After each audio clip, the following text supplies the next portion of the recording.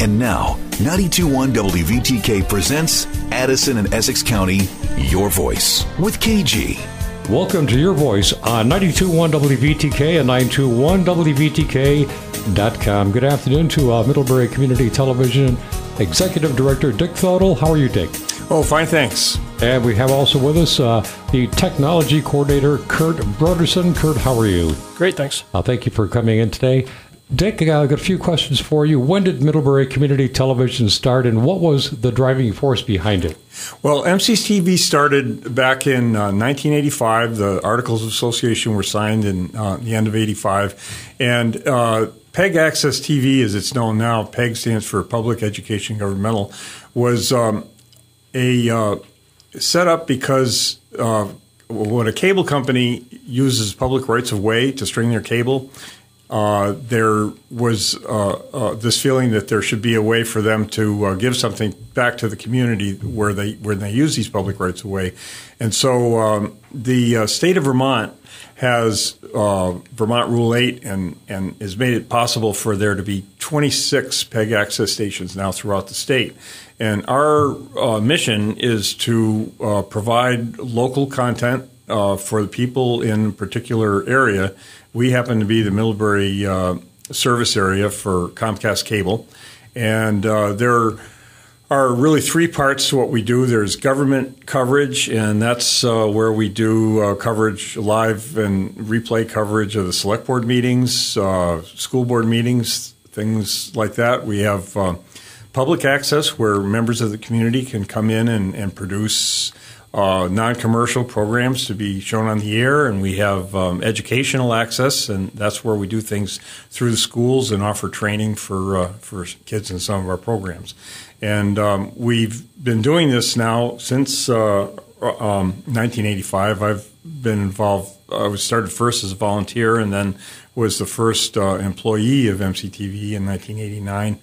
And we have grown, over the years, but we still feel that our main focus is on local programming. So you basically started off with the, one mic, one camera, and a little bit of equipment, and took it from there and just grew it up to where it is now. Yeah, over the years, the technology has changed. Back when we started, we had some pretty big, heavy cameras, and for somebody to get a video camera was a pretty big deal, and we were really the only game in town. They were not cheap. No, they were not, and they were heavy and big, and now, everybody's got one on their cell phone. Like the Ikegami cameras? Oh, yeah, the old Ikegami, tube cameras. Yeah, we had an old Sony that with a Portapack that the whole thing together weighed probably 45 pounds or so, and but things have really changed, and that's been really the interesting way that the technology has moved over the years is that now almost everything is going to this IP distribution of content, and I'm sure you know that from radio. Oh, definitely. Everything has changed in radio. Went from cassettes to CDs and digital. Everything is digital right now. Yeah. And we have with us the Technology Coordinator, Kurt Broderson. Tell us a little bit about what you do. Well, it's a relatively new position, and I'm primarily going to be a facilitator into the community, training folks to produce material for broadcast. I'll be available to train on the cameras and switching equipment and other things we have in the studio. It's the beginning of a partnership with the Ilsley Public Library. We'll be running programs together with kids camps over the summer during school vacations.